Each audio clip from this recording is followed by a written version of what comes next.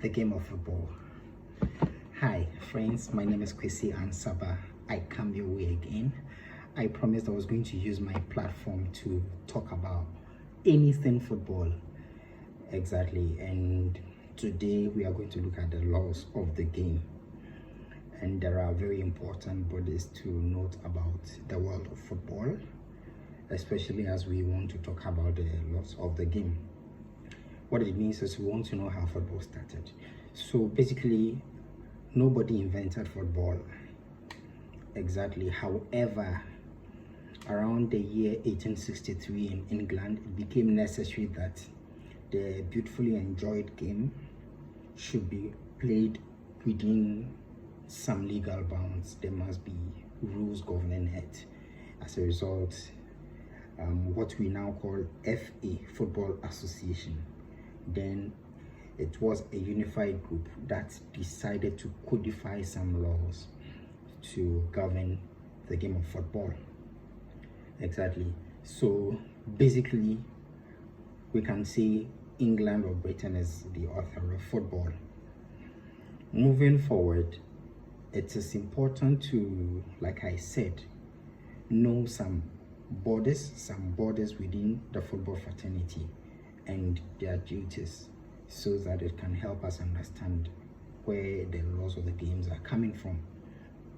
And number one is the IFAB. It is an abbreviation which stands for the International Football Association Board. This consists of the 4 British FAs. I did mention the author of football is actually from England or Britain. So the 4 FAs, and then FIFA. FIFA is situated in Zurich, Switzerland.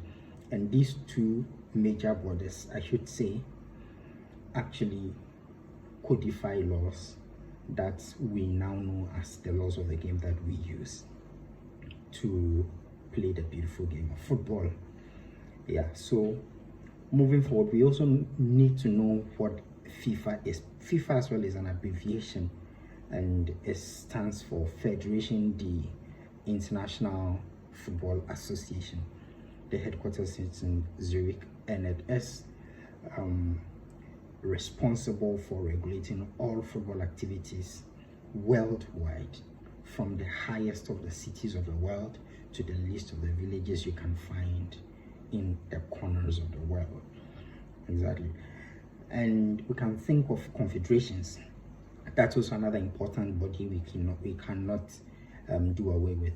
So there are about 6 confederations, but I will throw light on just a few because of time. And confederations basically concentrate on football operations within continents, how football must be run within continents. And we can think of CAF, that's Confederation of African Football. We can think of UEFA, which is European Football Association. And we can as well think of AFC, which is also an abbreviation, which means Asia Football Confederations. So that is also a bit to know about confederations. And then we can talk about national football associations. Of course, these are bodies responsible for regulating footballs within nations or countries. Yeah, and we can think of the Ghana Football Association. Yeah, Ghana Football Association, that's which supervises the football operations within the country Ghana. Exactly. And then we can think of Nigerian Football Federation, and then many others. So we are zooming straight into the laws of the game, and starting with, there are 17 laws that we are going to delve into. But law number 1 concentrates on the field of play. The idea of football is that it must be played within some demarcated space, and that is what we term as the field of play. So there are some subheadings to note under the field of play as law number 1 of laws of the game. And the first subheading is the surface area, or what we call the field surface. So by FIFA regulation, it must be a wholly natural pitch or a wholly artificial pitch. So a natural grass or an artificial grass, and it must be a uniform color of green. Yes, a uniform color of green. Combination of natural and artificial is not allowed. And even if you want to use either natural or artificial, it must be approved by the governing body depending on the competition in question. The other thing that we can talk about, another subheading I mean after the field surface, is field markings. So like I said, football is played within a demarcated area. So there are continuous lines that runs around some demarcated space, where those lines also advise on particular rules that apply at different times on the field of play. So first of all, we can think of the field as a rectangular shape, and then on the rectangular shape, we can think of, on the rectangular shape, we can think of a line that divides it. Yeah, that is a halfway line that runs. And then we have a center circle, yeah, which has a radius of 9.15 meters. And then we have a corner area that is also 1 yard or 1 meter from the flag post. And then we have the penalty area, we have the goal area, and exactly some other areas on which the game of football is played. So that also talks about the next subheading, which is the markings, the field markings. Then another thing that we can think of, that is the third subheading of the laws of the game under the field of play, is dimensions. And it boils down to the same demarcated space on which football is played. It is required that for a standard pitch, that is for local tournaments or competitions, the width or the small size of the rectangle should be 45 meters, and the small side of the rectangle in football is called the goal line, and the length or the longer part of the rectangle is called the touch line, TOUCH line. So the pitch is basically connection of goal and touch lines, exactly, to create the triangle that we have in football. So for a normal standard pitch for local competitions, the width should be 45, then the length should be 90 meters, so 45 by 90 meters. Then we can say that is for the minimum of dimensions you can use. And when you want to have a bigger field, you can't use your discretion to just choose any size, but FIFA requires that the maximum of field that must be used is 90 by 120, so 90 meters by 120 meters for local tournaments, exactly, or competitions that are played. Again, for a standard pitch for international tournaments or international competitions, FIFA requires that the dimensions that must be used should be: the width of the field must be 64 meters minimum, and the length of the field must be 100 meters, exactly, so 64 by 100. And then for that is the minimum dimension required. Then for a maximum dimension, we are looking at 75 by 110, so 75 for the width, 5 meters for the width, and then 110 for the length. After we talk about the dimensions, the other thing we look at is the goal area. So the goal area is the space the goalkeeper occupies, and at the same time it is the smaller rectangle that proceeds from the goal post, and there's a smaller rectangle before a bigger rectangle that forms the 18-yard box. Exactly. So that goal area has a dimension of 5.5 meters from the goal posts. And then we have the penalty area, which is, like we say, 18 yard, but in meters it is 16.5 meters. That is also for the penalty area. And then we have the center line that has a center circle, which is an arc. Exactly, that is a radius of 9.15 meters. Yeah, 1.9. And the corner area has 1.1 meter, 1 meter or 1 yard distance from the flag post.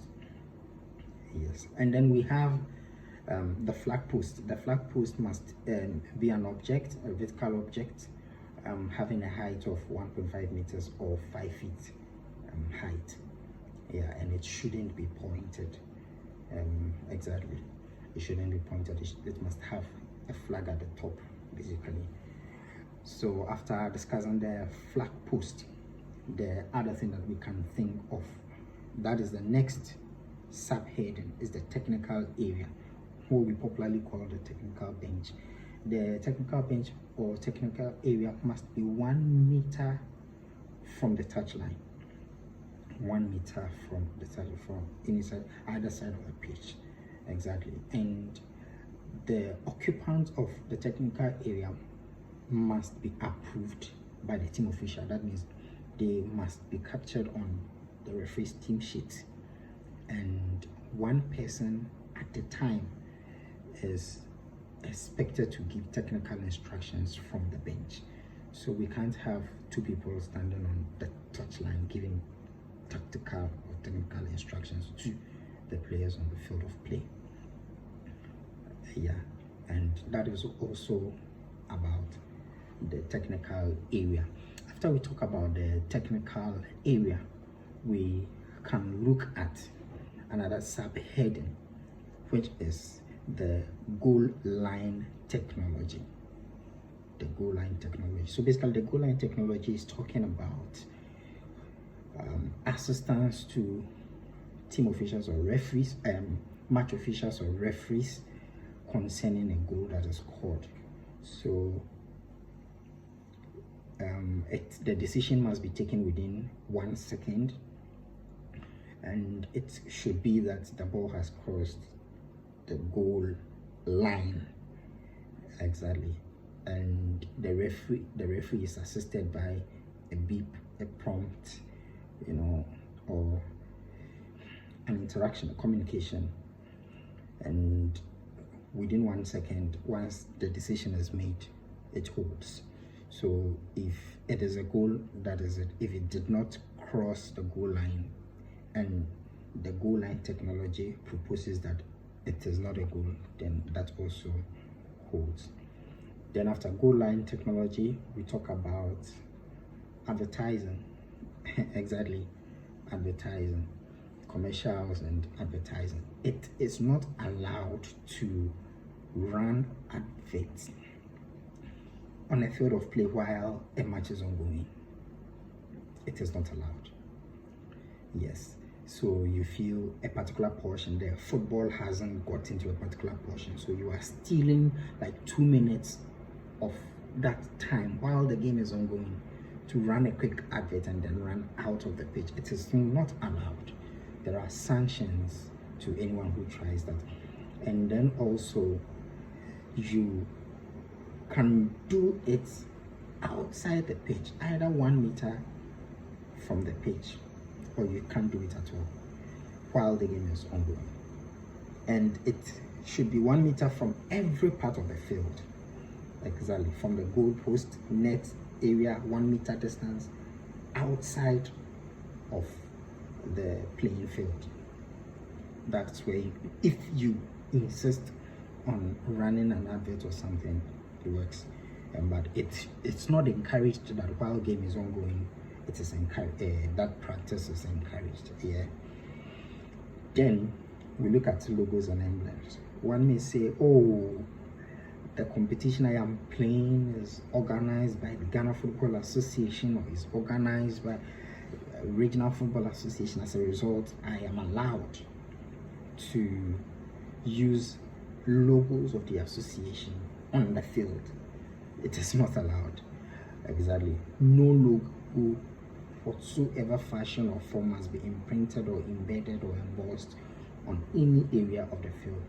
A player is even not allowed to make any personal markings on the field while game is ongoing, and he will attract cautions immediately he is caught in such an act. Exactly. So it is not allowed to use a logo, emblem, or flag, or whatever of any nationality as a design or whatever on the field of play. Yeah, whether during, before, after, it is not allowed. Exactly. And then we can talk about VAR, video assistant referees. I tell you, it is one of the craziest inventions in football, and it has come to solve many problems in football. And on the other hand, also it creates some bit of inconveniences, especially when some weird decisions are taken at very critical points in the game of football. But I mean, at large, it has come to help. And if you want to use a VAR according to IFAB, you must have a video operating room, and again, RRA, referee review area.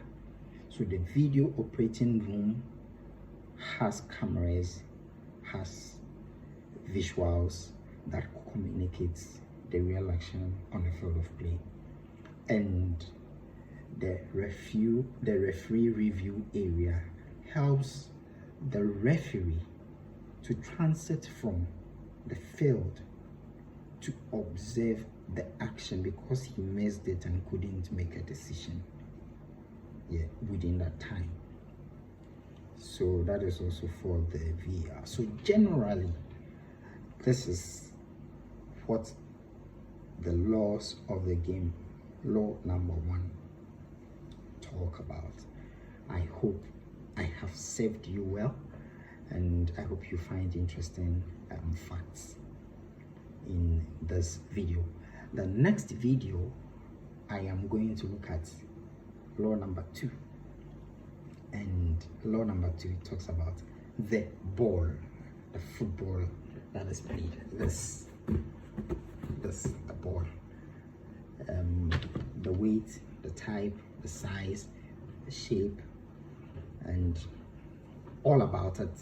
That is what law number 2 talks about.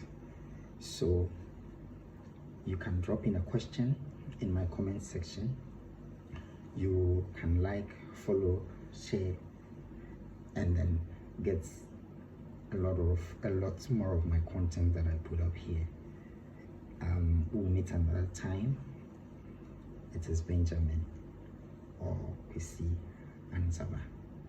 All right, so enjoy yourself. Bye.